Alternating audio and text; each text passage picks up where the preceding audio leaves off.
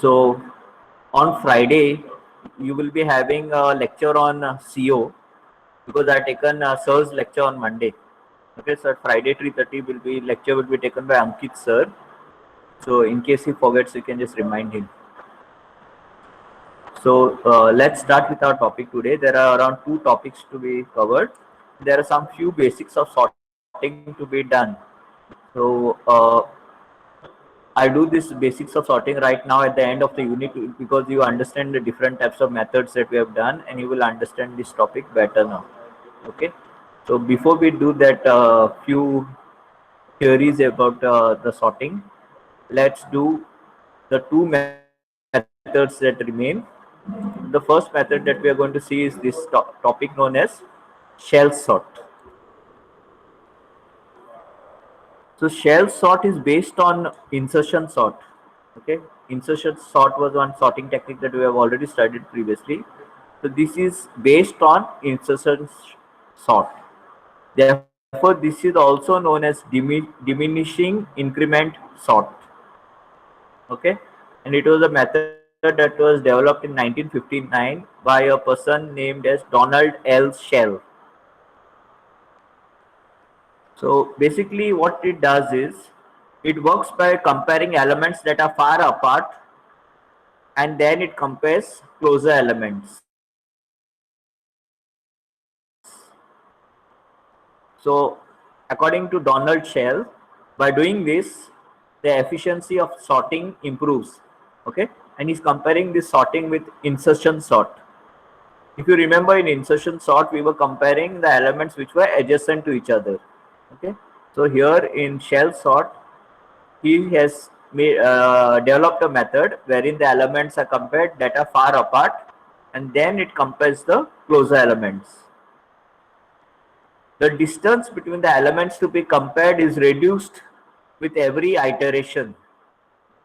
Okay, so there are many iterations. So every time the distance between the compared elements does not remain the same. In the first iteration, the distance is the largest, and as you go through with more iterations, the distance is reduced. In the last iteration, adjacent elements are compared.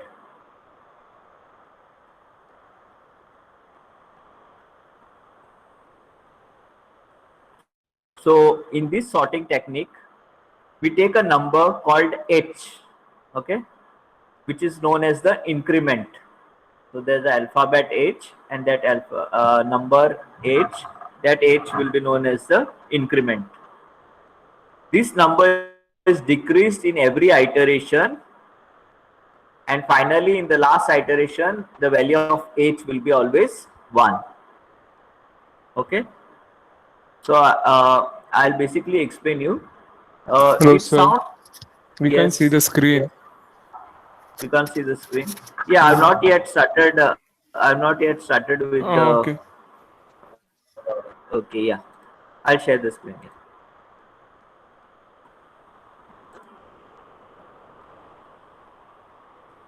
So basically, what we have been doing, what I've told you till now is that we are going to learn a improved version of insertion sort. Okay. So just imagine that you are having an array of 17 elements. I'll give you an idea how it works. So suppose you are having 17 elements. Okay, I'm not drawing all the 17 elements. So say this is like that. Okay, here we are having the 17th element. So what it will do is, it will have, this method will have many iterations. Okay, so first you have to choose one value known as the increment. The increment now variable is denoted by this variable or this name h. Okay, it's given, the increment is given the name as h. So you have to start with some value of h.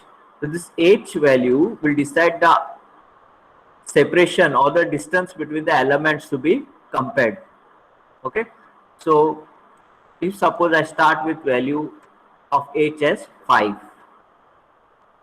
so what it will mean is, I will choose that suppose I'm comparing this element, okay, which is at index 0. Then my next element that I will compare with this will be at a distance of 5. So the next element that I will select will be at index 5. So with, suppose the name of the array says A. So when I'm comparing A of 0 element, because I've set this H value equal to 5, I'm going to compare it first with this, with A of 5. Similarly, the next element that I'll be comparing will be at A of 10. Then there the next element that I'll be taking will be 15. So basically, I'm going to make groups. Okay, I'm going to make groups. So basically, I'm going to, in the first iteration, okay, I'm going to make 5 groups. So in the first group will be these elements: A0, A5, A10, A15. All these elements at a distance of 5. Okay, all these elements are at a distance of 5. So like you can see here, I made my first group, which is, I'm naming it as sublist 1, and all these elements in the array are at in the sublist 1 at a distance of 5. Now as you can see here, in sublist 1 I'm having just 4 elements. Okay, I'm just having 4 elements, whereas your total array is having 17 elements. So I need to also take the other elements into account for sorting. So I make the second sublist. So in the second sublist I start with A of 1. Okay, I start with A of 1.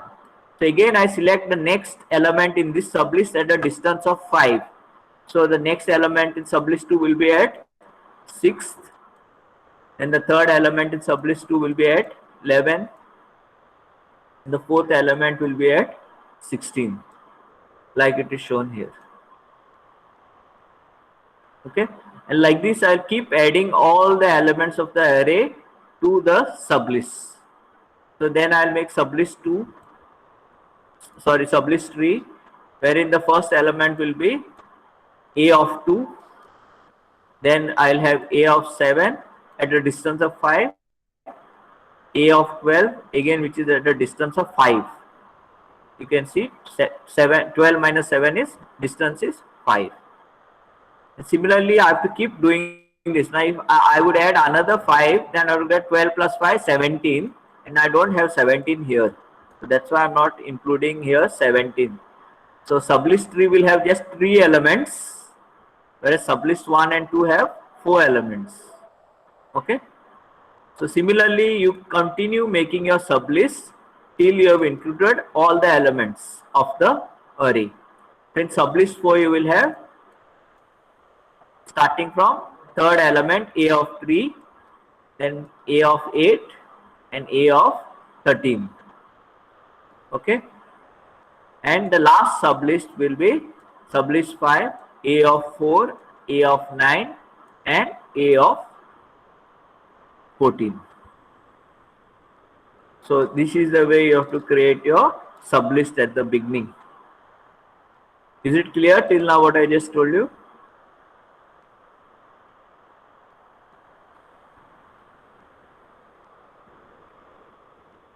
Have you understood how the sublist is to be created? Students, are you having any questions about how the sublists are being created?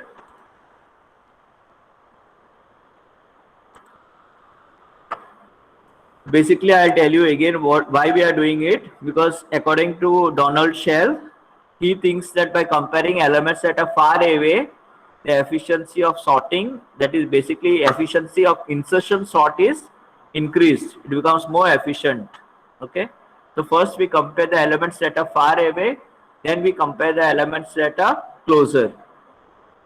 Okay. And to do that, he chooses one number h called the increment, and this increment is used to maintain the distance between it mentions the distance between the compared elements.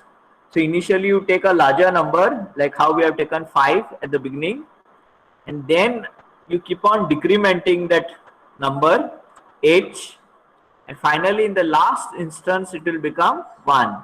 In our example, at the beginning we have taken increment equal to 5, okay, and then we start comparing elements which are at a distance of 5. So like that, as you are doing it, as a general rule, whatever number you take here, okay, that many number of sublists you will have. So you don't have to wonder how many sublists you have to make. You can safely assume that if you have taken the increment as 5, then the sublists also will be 5, okay. Or you can always take one array like this and mark the elements and check whether all the elements have been included in the sublists. You can always take like this and mark the elements, whichever ones are taken into this sublist, and then decide whether you need more sublists or not.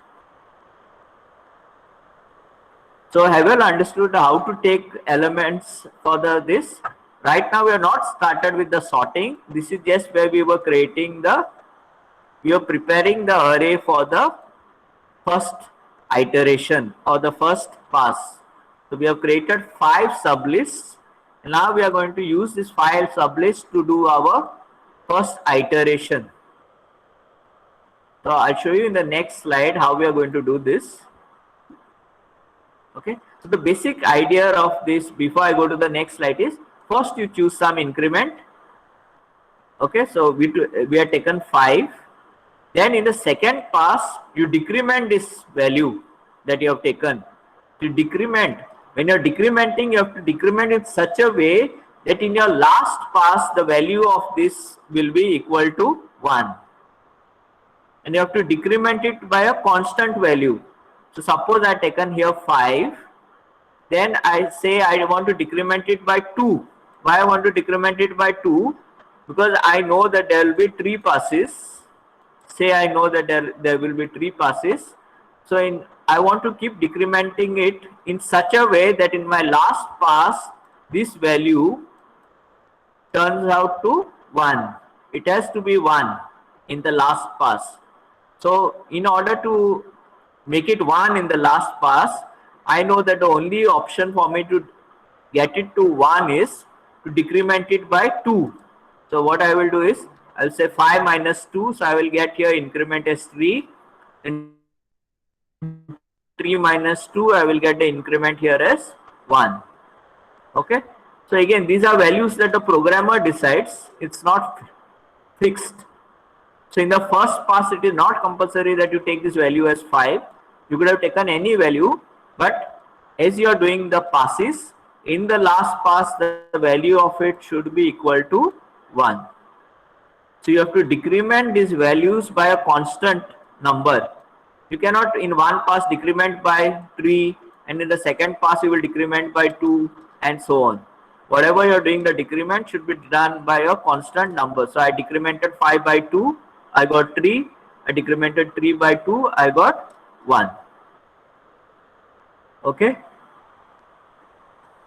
So now in the second pass, suppose we have not yet, I will not yet taught you the exact method of sorting, but when you go to the second pass, okay, the distance of the elements will be, compared will be at a distance of 3. So again, if you are having your array and your first element is at 0, so in the first sublist, first of all, because this is 3, you will have 3 sublists. Okay, and then your first element A0, second element will be located at a distance of 3, so it will be A3, then A6, A9, A12 and A15. So till A15 will be your first sublist. Similarly, you will start for the second sublist, you will start at 1. So you will go A1, A4, again distance of 3. Are you getting this? Similarly, will be a third sublist. So in your second iteration, all the elements will be placed at a distance of 3. And finally, when you come to your last pass, you will be comparing adjacent elements. So all the elements, so basically you are just going to write your entire array here. There's nothing to think here. So you are having 17 elements. You're going to write from A0 to A16 in the proper sequence. So you're going to compare adjacent elements for sorting. So any doubts on this slide before I proceed to the next one? Have you all understood how this is being taken, these values here, and how the sublists are being created?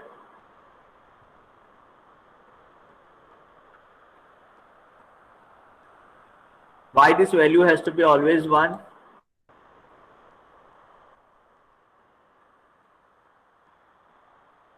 Any questions about this till on that slide? Let me know before I proceed. Okay, let's continue then. The method, the way it works is pretty simple. Just you need to understand what this is. Okay. So going over to the next slide. Suppose these are our 17 elements. Okay. Suppose these are our 17 elements. So you can take a screenshot of this, or you can just write this down quickly if possible.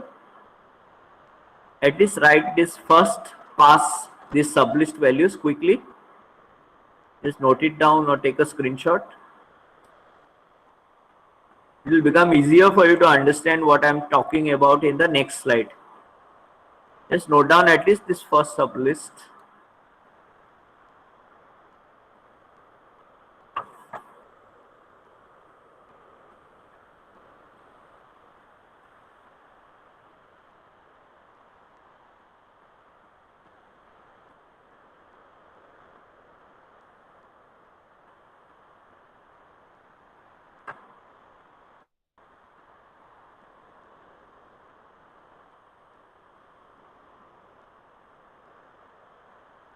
Okay, so I'll go to the next slide. So again, we are just following this. Okay, so first initially we take an increment as 5, and we have made these 5 sublists. Okay, and these 5 sublists are shown in this next slide. So these are our 17 elements starting from 0. I'll just number it so that it becomes easier for us.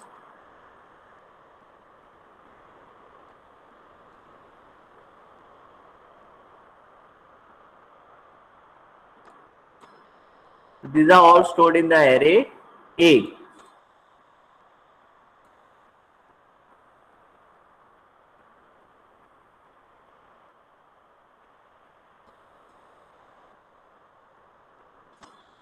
Okay. Now, like we had said, our first sublist, this is our first sublist. Okay. So we had said our first sublist will contain A of 0, A of 5, A of 10, and A of 15. So you can see here, I've just copied this value here in the first sublist. A of 0, A of 5, A of 10, and A of 15. Whatever are the values, I've copied them here. Okay. So remaining values I put a dash. So this is my first sublist. Similarly, my second sublist values I've copied. So it is A of 1, A of 6, A of 11, and A of 16. Exactly the values from here. Okay, A of 1, A of 6, A of 11, A of 16. Okay. Similarly, I copy for the remaining sublists as well.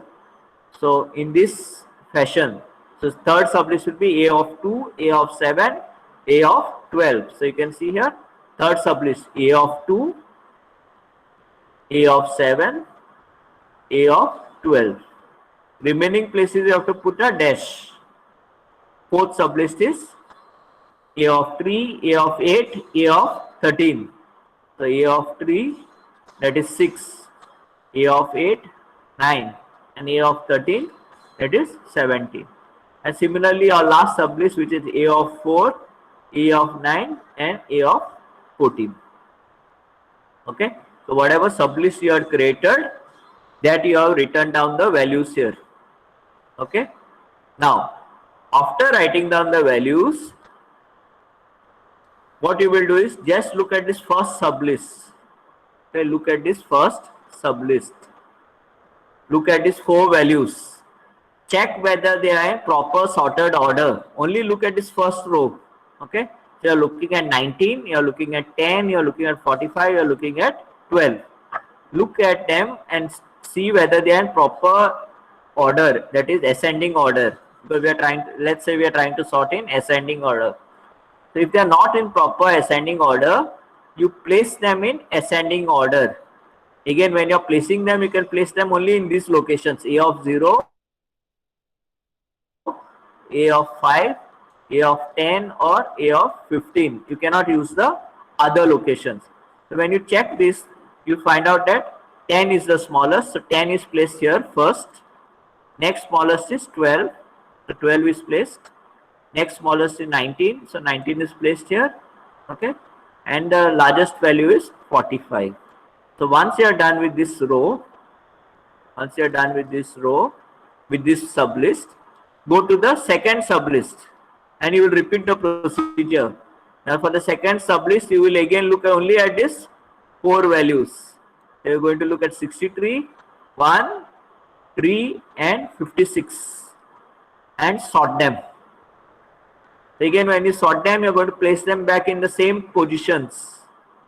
That is at the first position, the 6th, the 11th or the 16th position.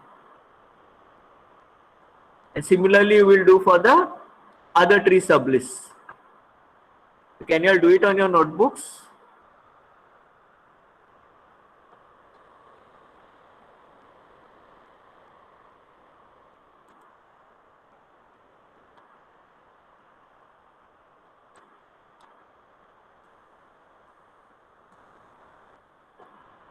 Okay. And anyone is not understanding, you can let me know. Are you getting it, everyone, students? Is it okay? Did you get it? Do type out if you are having any doubt, or you can unmute yourself.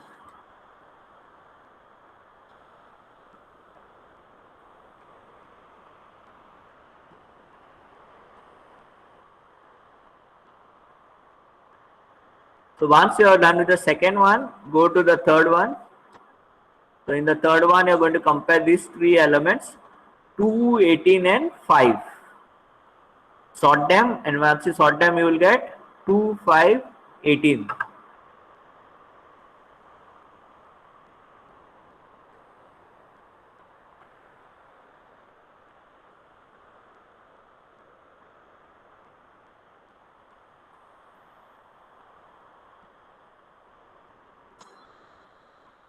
Once you have done that, go to the next one and you are going to try this, sort this 6, 9 and 17. But you don't need to sort because it is already sorted. So you just write it down as it is.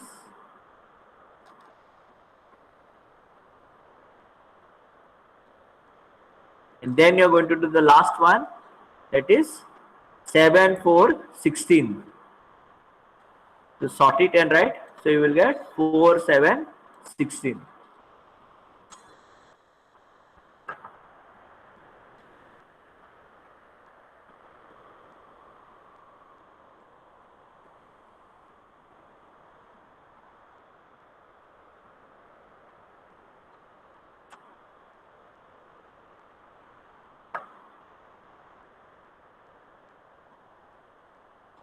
So once you have done that, then you have to combine all the lists into one list. So just write down the numbers in whatever order. According to each column, just write down the numbers at the bottom here like this. So first number in this column is 10, next column is 1, then you have 2, then you have 6. So column wise, you just write down the numbers at the bottom and you will get this.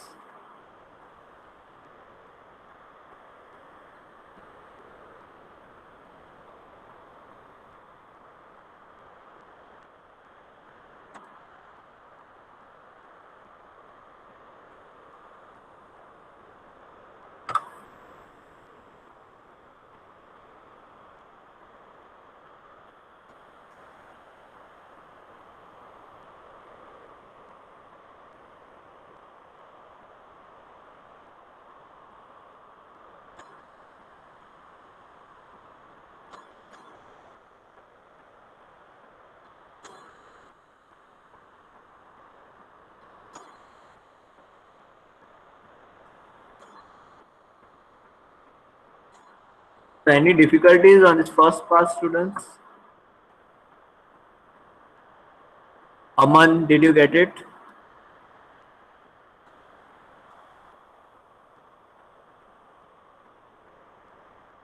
Aman, Aniket, Anjali, is it okay?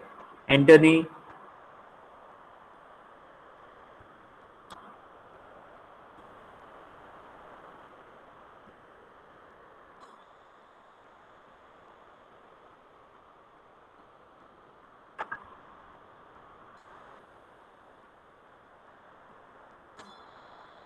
Anthony, Anjali, Dipanjali, fine. Got it? Okay. So if you have done this first pass, then you can try the second pass. Okay, I'll not show you the second slide. You can try. Taking now the second slide or the second pass. Sorry, you're going to take these elements. Okay, you're going to take the output of the first pass. You're going to take these as the input for the second pass. Please do not take these values. So now you have sorted and you've got some values here after the first pass. Partial sorting you have done. So now for the second pass, the input will be this. So again, you are going to write these values right on top here. So right on top, these are the values you are going to write for the second pass. And then you are going to make 3 lists now. Okay, just 3 lists. Instead of 5, you are going to make 3 lists. And like we have discussed already before, now the separation between the elements will be, the increment value will be 3. So instead of having 5, you will be having the distance as 3. So you can look at this previous slide, and this is what we have discussed. Now we will be having the increment as 3. So therefore 3 sublists are created. Sublist 1 will have these as the values: A0, A3, A6, A9, A12, A15. Similarly, sublist 2 and sublist 3. So can you try to do the pass 2?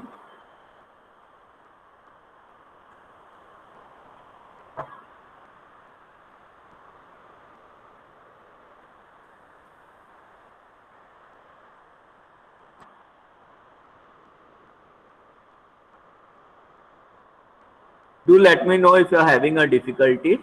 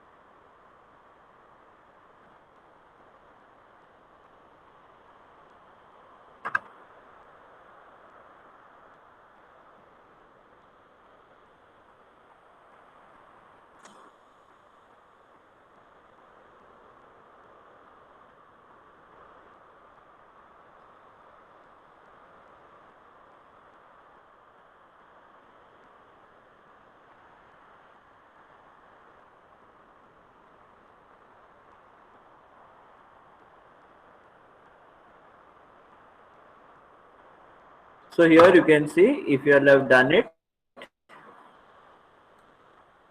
So till here is pass 2. So only see till there. So you have to make sure that you are taking these as the input. Like I told you, the output of the first pass, that is this, should be taken as the input for the second pass.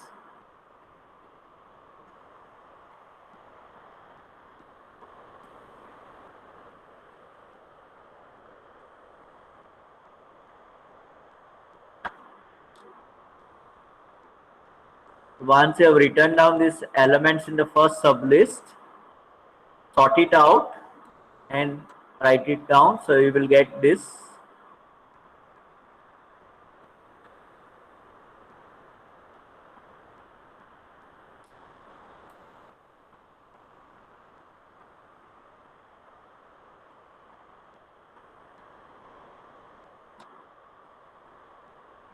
Similarly, do for the second pass and the third, second sublist and the third sublist.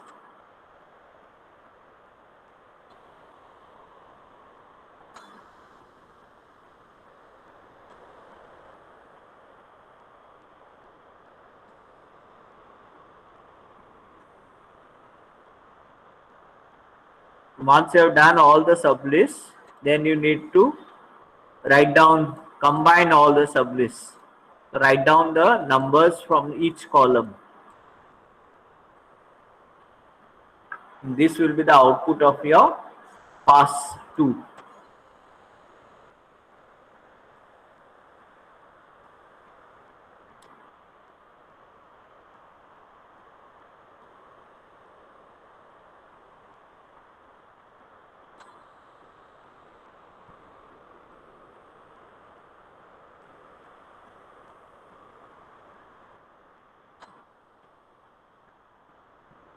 So any questions, students, about this second pass?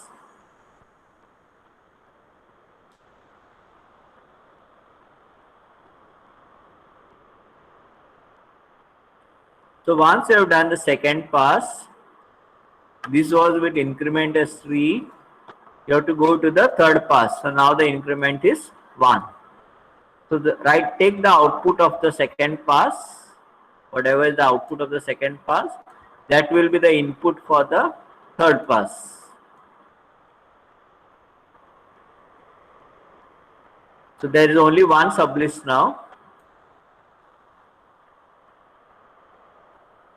and you are going to sort this entire thing and write it down as the output, your sorted array.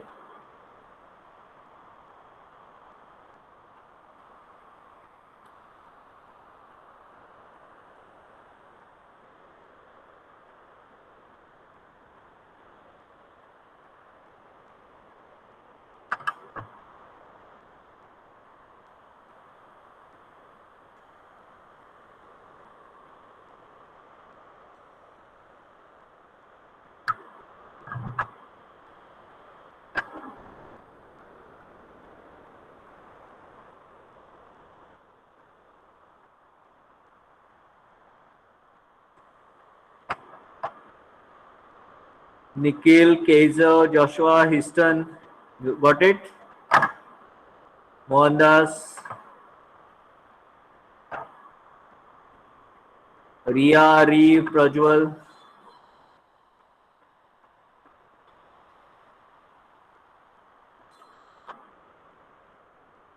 Yeah, okay. Any doubts about it, Kaiser? You can ask right now.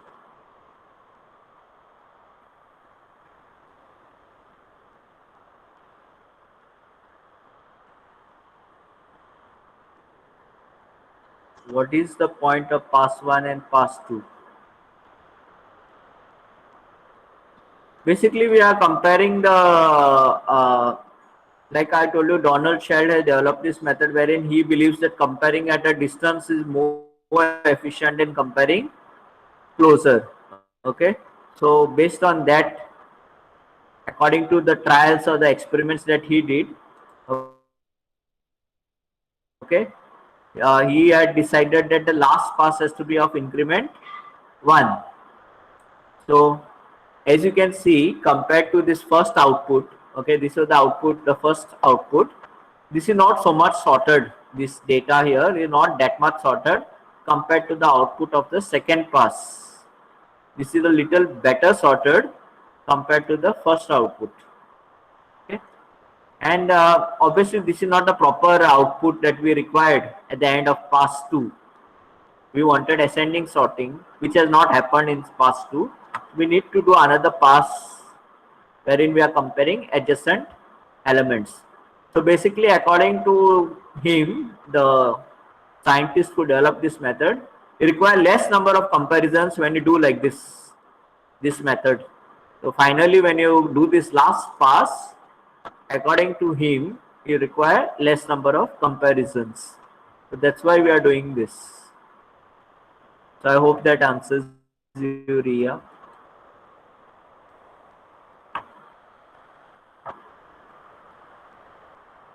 So what is the increment number you take? You can take any number. So, but like for example, see, this is by trial and error. It is like kind of. So now we know that in your textbook they have started with some value like 5. So you can start with 5. You could have also started with the value as 7. Okay, say you had started value as 7 in the same example. You can try at home on whenever you are free. Take this example, okay, that we did, and take increment as 7. Next increment you can take as 4. Last increment you can take as 1, and see how it is different from this. So basically your aim of the having this value is at the last pass you should have increment as 1.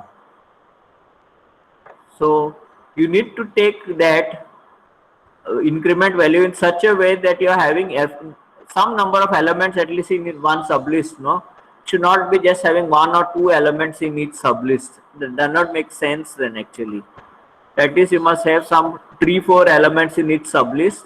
So that way you should be selecting your increment value. Otherwise, if you take the increment as 10, suppose at the beginning, then each sublist you may have just 1 or 2 elements. So it does not make much sense. You should choose that increment value in such a way that you have less number of sublists and each sublist contains as many elements as possible. Okay, so there's nothing fixed. You'll have to do a trial and error and come up with some value. So in exam channel you can safely take this value only 5.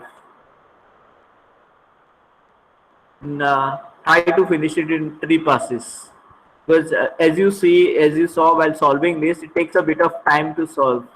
Okay, so don't try to take some values where you have to do many sublists and then it takes a lot of time.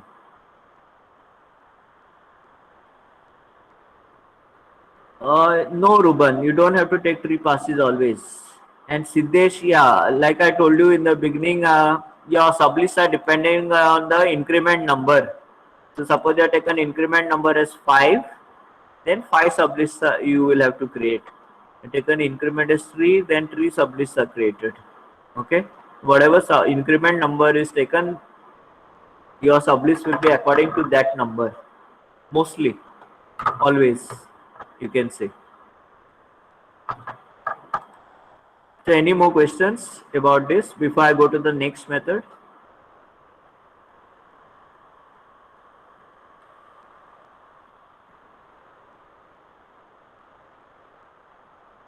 You can take more passes also. It's not needed. Okay, that you should have 3 passes and nothing fixed about it. The number of passes will depend on how you decrement your the value h. So depending on that it will depend. So suppose you take as 8 and you decrement only by 2, then you will be having in such a way, you have to decrement in such a way that you will reach to last pass should be 1.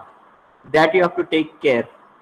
You have to take that increment also in such a way that when you decrement it, the last value that you get in the last pass should be always equal to 1. So you could have any number of passes, does not matter. Okay. But again, just like I was explaining to the others, that what is the value of the increment you should take. So it again, you should try to make it as efficient as possible. Okay, as minimum number of passes and increments decrements as possible. So 3 or 4 is fine, like for such small data. You are having lot of values and then it's another question. Okay, when you are having around 17-20 values, 3 passes are more than enough.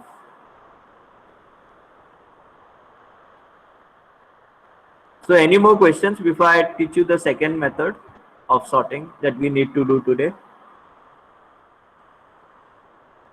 Okay then, so let's go to the second method. So the second method that we are going to study is Radix sort. So now Radix sort is based on your maths. Okay, so like you had studied in your smaller when you were youngster, units, tens and 100 place and all. So it is based on that. Okay, it takes those positions into account and does sorting. So basically, suppose you are given these numbers for sorting. Okay, 62 to 34 onwards, still all these so many numbers are there. So you're basically going to, in the first pass, you're going to make for each digit. Now in our numbers, we know that there are 10 digits, 0 to 9. So for each digit, you are going to make a separate queue. You're going to have 10 queues. Okay. And then in the first pass, we are going to start with the least significant digit. So in your LD, you must have studied what is least significant bit. Similarly, least significant digit and least significant bit is almost the same thing. It's the same thing. So basically, what it means is you're going to start from your units place. So you're going to start from the units place. So suppose 62, you're going to look at this number that is in the units place. That is 2. Since it's a 2, you're going to place 62 in the queue for 2. So you're going to place 62 here. Okay. Then look at the next number. It is 4 in the units place. You're looking at the least significant digit. You're looking at now least significant digit only. So it is 4. You're going to place it in the queue for digit 4. So 234 will be put here. Similarly, all the other numbers. Look in the units place. Here it will be 456 will be placed in queue for digit 6. So 456 is here. So similarly, all the other numbers. So can you all place all these other numbers? Try not looking at this slide. Just copy these numbers. Copy these numbers. Make these queues. Make these queues. And try placing all these numbers. It's very simple. Once you place all these numbers, then you can look at the slide whether you have done it correctly.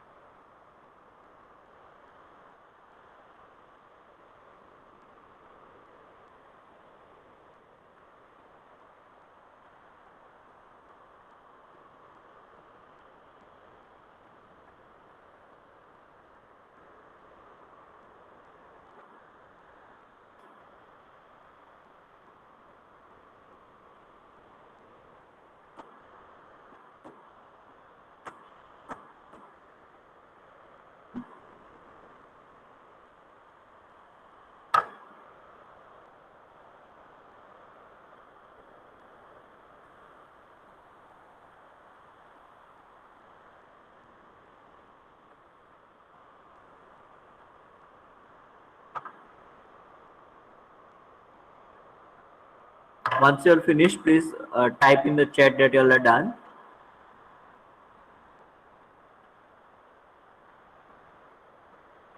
Any questions you can ask me here. If you have not understood what is to be done.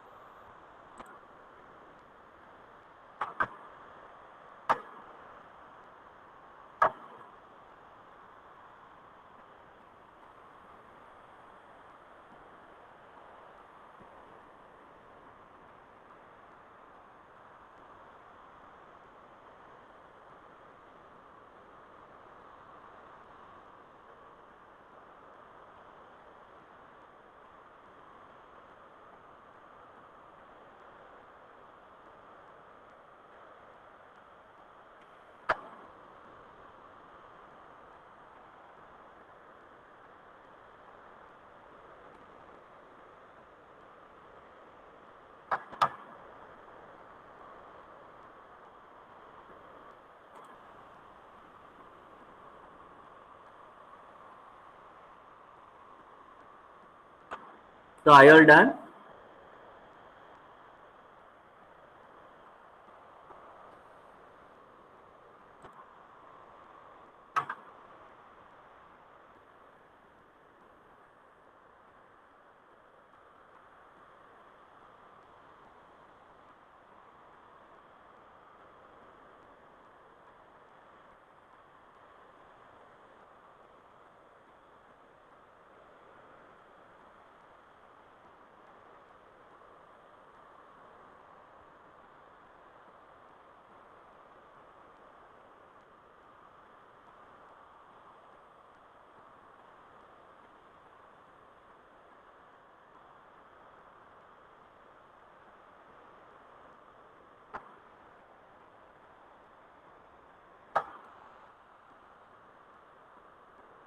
Okay.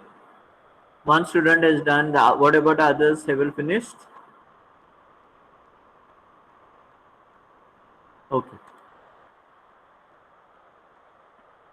So once you have written all these numbers, the original numbers in this queues, okay, then starting from the first queue, write down the output of the first pass.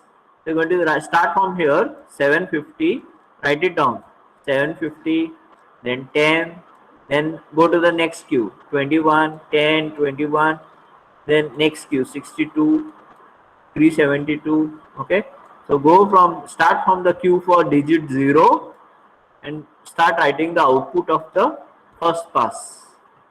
So this will be the output for the first pass.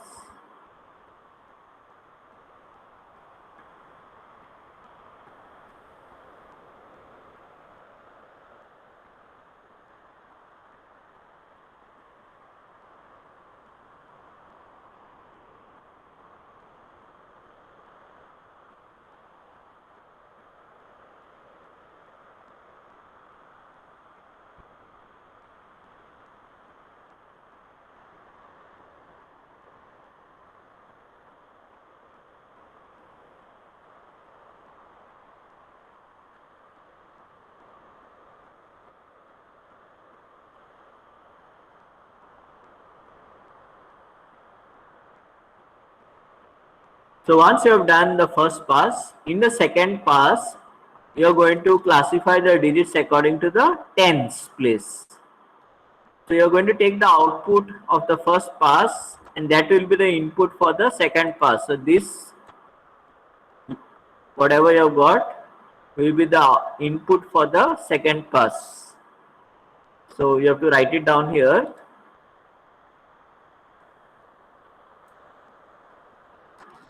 And now you are going to classify the digits in the second pass according to the tens digit.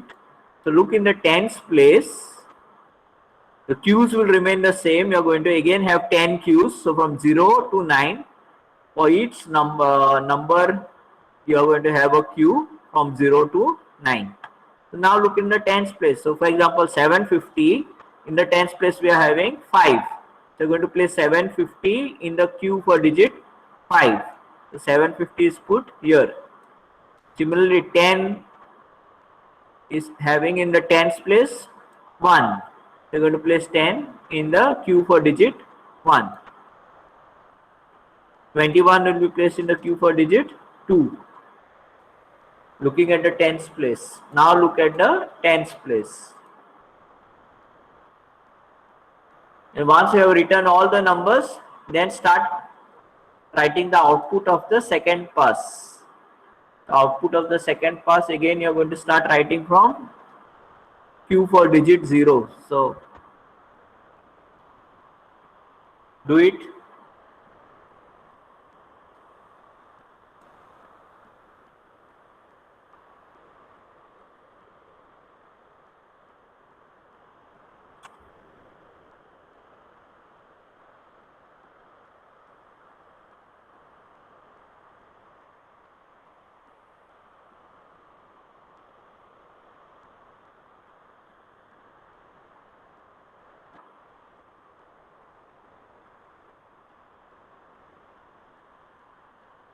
Any doubts you can ask me. I'll look at the chat if anyone is having any questions.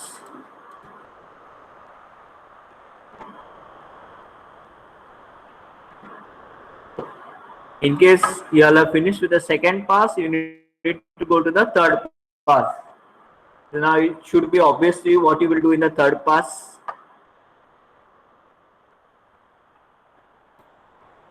In the first pass was the units, second pass was the tens, then what will be in the third pass?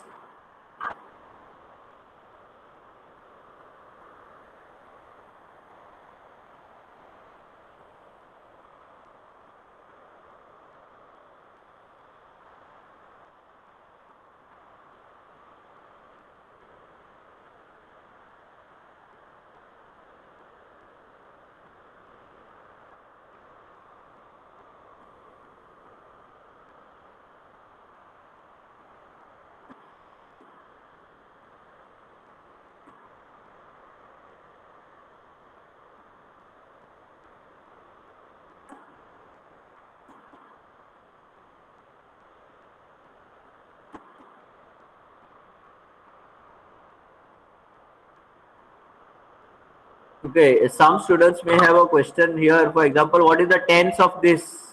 Okay, for this number, so you have to add one zero here in before that. So any single digit, for example, 3 is there here, add a zero before that. So the in the tens place you have zero. So this 3 will be placed in Q for digit 0. Please note it.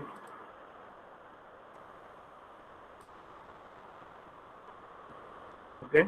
So all the single digit numbers like 3, 5 and 6.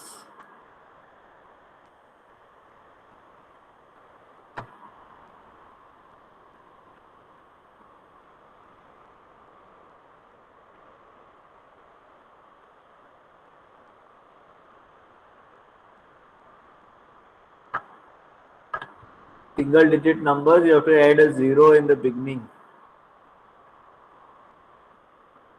Because we are looking for the tens place.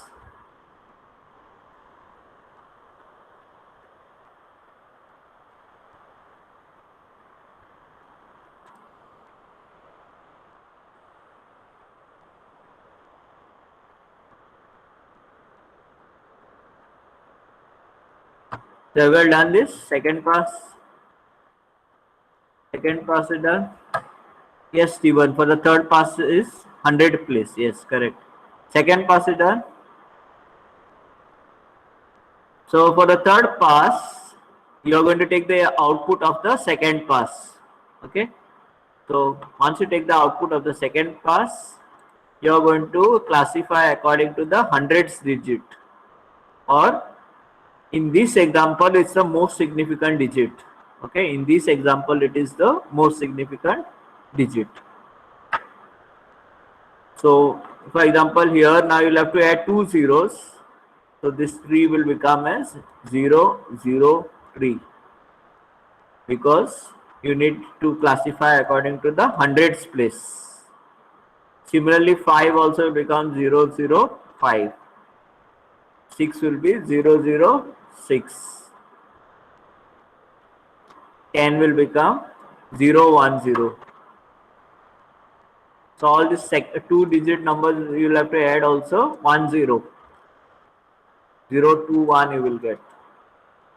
So that's why they are all getting classified in the queue for digit 0.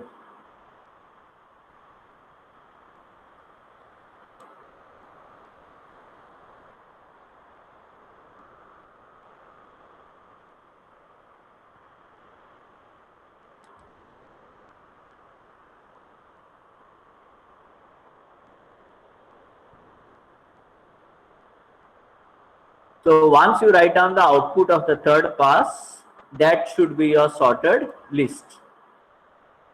So they have written the sorted list again here. So you can write this. You can write here itself sorted list after third pass. You can conclude instead of writing the same thing twice.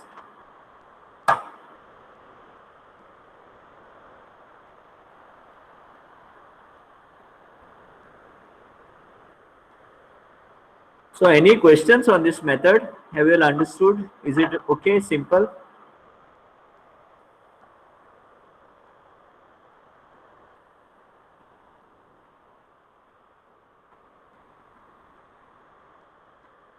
Yes. Yes. This is an important question. So everyone pay attention. Your number of passes will depend on the number of digits, or how many digits you have in that number. So now we had in our number, the maximum number of digits were 3-digit numbers. We didn't have more than that. So we had only maximum was 3-digit. Therefore we had 3 passes. And Vibhuti has asked one important question. Good, she has asked this. If you had 4-digit, yes, even one number you had as a 4-digit, then for that, because of that one number, you would have to do pass 4 for the 4th digit. Okay. So you have to just be careful about that. Look at your the elements that are given to you carefully at the exam before you start solving. Mostly they won't do like that, but they could give you like that for exam just to check you out. So please be careful. So any other questions? I was expecting one common question from all of you. Is descending order sorting there? Yes. Yes. You can get it at descending order. Okay. If you decide to combine the list, from the bottom onwards, instead of now we was writing the list from digit 0, Q for digit 0. If you start combining from Q for digit 9, then you will get descending order.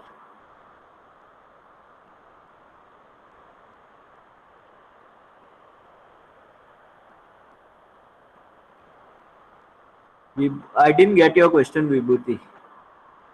I didn't get what you're trying to tell here.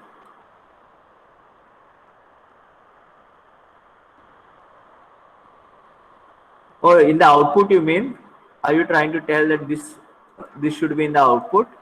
No, you can write it as in the output. You are writing. You write this as tree itself. You did not write it as 0, 0 tree. Write it exactly how it is shown in this slide. Okay, here in the third pass, you did not write this tree as 0, 0 tree. So your original value is 3, but you place it in the correct queue. You do not place this because this is a third class pass and we are doing it according to hundreds place. You place it in the correct queue for digit 0 because it is 0, 0 tree. But you did not write it as that way.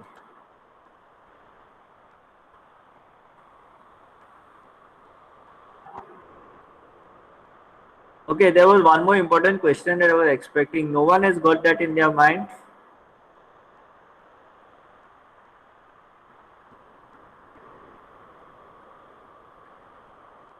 Why do we need queues? Because it becomes easier for us. No, we have to use some data structure to store. When you are doing our programming, we need some data structure, no, to store all this.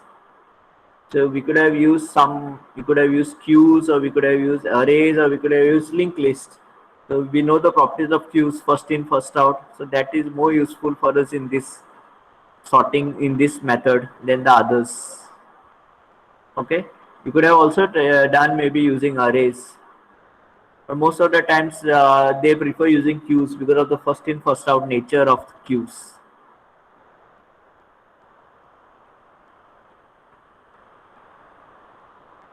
What about negative numbers? As such, I have not come across actually any numbers wherein they have taken for negative Carson. Okay, I'll check it out and I'll get back to you. I've never found any example for negative numbers. Okay, so maybe we'll have to, in case, I don't know, I'll find out whether Radix sort deals with negative numbers. But in case it deals with negative numbers, then you'll have to make a separate queue which is less than 0, obviously. Okay, but again, I've never found in any of the textbooks dealing with negative numbers.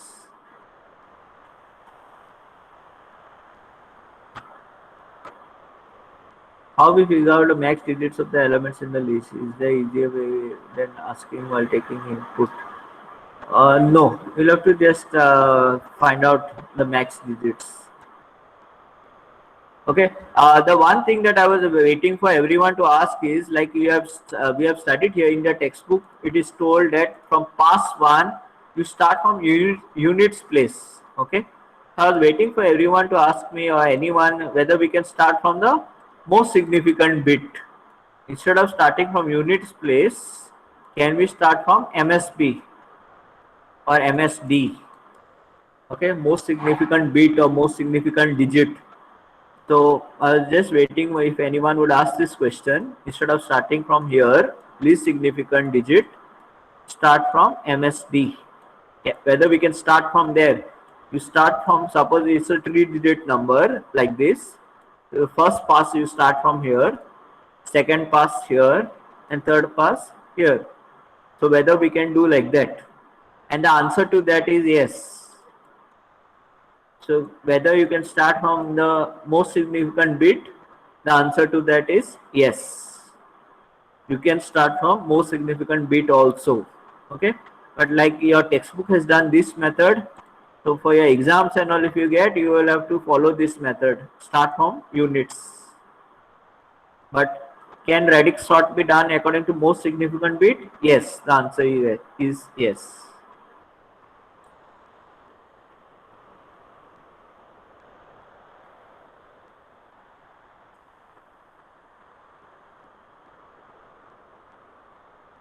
Yeah, about your negative numbers, I'll have to find out all these questions that you're asking, like I told Carson.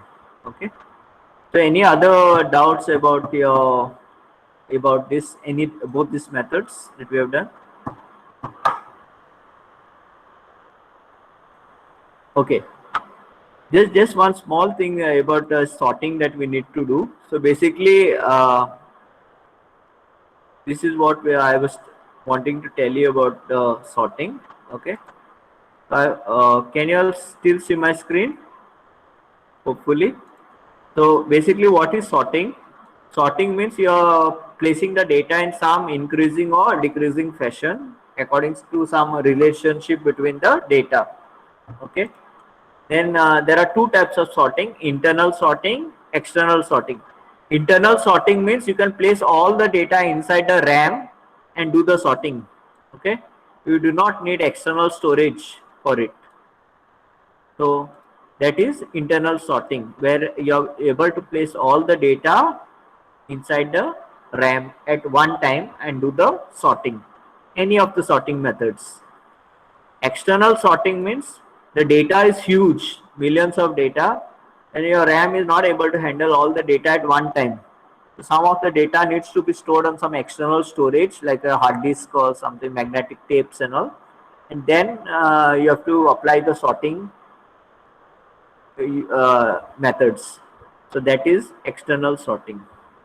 Okay. Then there is one concept known as sort stability. The sort stability means, look at this array. Okay. Suppose you are having this array. You can see that there is 126. Suppose this is the original list of data. There are two numbers that are same. 26 at index 6 and 26 at index 8. So when you are doing the sorting, at the end of sorting, if this order of these numbers is maintained, that is this 26, which is at index 6, comes before the 26 at index 8 in the output, then we call it as stable sorting. Okay. Actually, for us, it won't make a difference which 26 comes because both are 26. Okay. But for the sake of definition, it is like that. So stable sorting method is wherein it does not change the sequence of the similar data. Similar data is placed in the same sequence of the original data. So this 26 that was at index 6 should come in the output before the 26 at index 8. So you can see here, when that happens, we call it as a stable sort. But if it will not happen, okay, say the 26 of index 8 comes before the 26 of index 6, then we call it as unstable sorting method. But remember, unstable does not mean the sorting method is wrong. You get a correct output. Okay, it just means that it does not maintain the original sequence of the similar data. So that is a unstable sorting method. Then there is something known as in-place sorting. So in in-place sorting, you suppose the array is contained in the some array is given to you and the elements are stored in an array, say A. So when you are getting the output by sorting, we overwrite the elements of that same array. We do not require additional data structures, or we do not require additional arrays. Then we call it as in-place sorting. So the input is normally overwritten by the output. Okay. So this kind of method is known as in-place sorting. So like bubble sort, selection sort, heap sort, shell sort, these are all in-place sorting methods. However, in some methods like merge sort, we require extra place in addition to the original array to do the sorting. We require additional arrays, or we require additional data structures. That is known as not in place sorting. Okay. So this is what is there in your portion as of now. Uh, don't have exactly this adaptive and non-adaptive sorting. So I will basically share this document with you. You can read through it, and if you have any questions, you can ask me in the next class. Now, just to tell you, again reminding you,